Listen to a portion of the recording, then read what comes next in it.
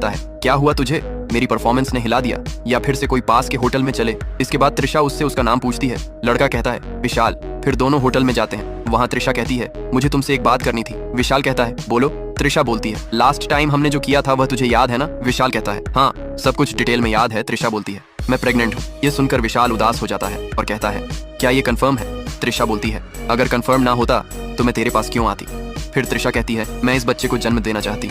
इसके बाद विशाल रोते हुए उदास होकर कहता है, मैं अभी सिर्फ 22 साल का हूँ, कोई मुझे पापा पापा बोले ये तो अजीब लगेगा। ऊपर से मैं अभी सेटल भी नहीं हुआ हूँ। अगर शादी करूंगा तो इतनी बड़ी जिम्मेदारी कैसे उठाऊंगा? ये सुनकर त्रिशा कहती है, मैं तुझसे शादी नहीं करने वाली। तेरा और मेरा नहीं जमेगा। तुझे कोई जिम्मेदारी नहीं उठानी पड़ेगी। मैं अकेली ही इस बच्चे को संभाल लूंगी। मैंने इसलिए तुम्हें यह बात बताई क्योंकि यह तुम्हारा भी बच्चा है। त्रिशा से यह सब सुनने के बाद वह कहता है, मेरा दिमाग बंद हो गया है। मैं बाहर जाकर एक सुटा मार कर आता हूँ। यह कहकर वो बाहर चला जाता है। उधर त्रिशा मन ही मन में सोच रही थी कि कैसा डरपोक लड़का है जो कि प्रेगनेंसी की बात सुनते ही घबरा गया। विशाल सुटा मारकर अंदर आता है और कहता है, मैं काम नहीं छोड़ूंगा।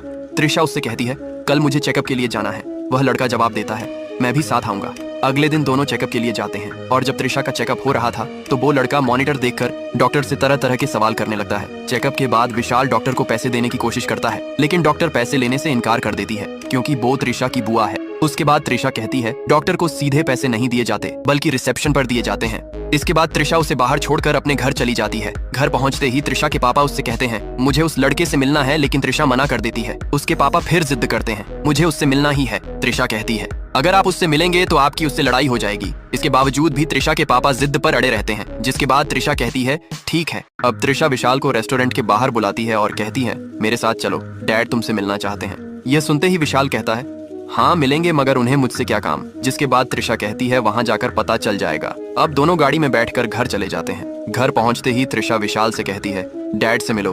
त्रिशा के पापा विशाल को देखते ही अजीब सा मुंह बनाने लगते हैं। फिर वे विशाल से पूछते हैं, तुम क्या करते हो? विशाल जवाब देता है, मैं दारू बेचता हूँ। यह सुनकर त्रिशा के पापा हैरान हो जाते हैं। यह सुनते ही त्रिशा के पापा त्रिशा से कहते हैं, समझ गया, इसीलिए तुमने बेडरूम में इतनी शराब जमा की है। फिर वह कहते हैं, क्या तुम्हारे मम्मी पापा जानते हैं कि तुम यह सब करते हो? विशाल जवाब देता है, मेरे मम्मी पापा नहीं है। यह सुनते ही त्रिशा के पापा की आंखों में आंसू आ जाते हैं। त्रिशा पूछती है, कोई तुम्हारा ख्याल नहीं रखता? विशाल जवाब देता है, हाँ रखते तो हैं, लेकिन मैं किसी पर बोझ नहीं बनना चाहता, इसीलिए मैं दारू बेचकर अपना गुजारा कर लेता हूँ। इसके बाद विशाल कहता है, अब मैं चलता हूँ अंकल।